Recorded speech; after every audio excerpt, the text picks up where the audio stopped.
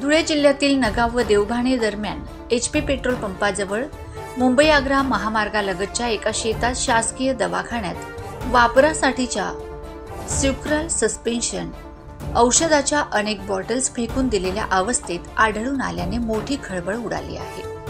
ही घटना आरोग्य यंत्रणेतील निष्काळजीपणाचे आणि संभाव्य गैरव्यवहाराचे ठळक उदाहरण म्हणून समोर आले आहे।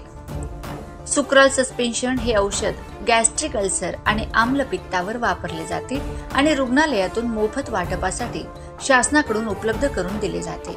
मात्र अशी औषधे शेतात फेकण्यात आल्याने प्रश्न निर्माण होतो की रुग्णांपर्यंत पोहोचण्याऐवजी ही औषधं शेतात गेली कशी?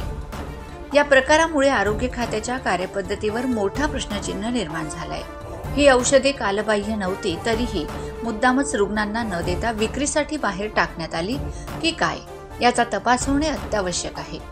शासकीय औषधे जनतेच्या आरोग्यासाठी असतात, त्या चक्क फेकल्या जात असतील तर ही लोकांच्या जीवाशी खेळण्यासारखी गोष्ट आहे, असा संतप्त सूर नागरिकांमधून व्यक्त होतो आहे।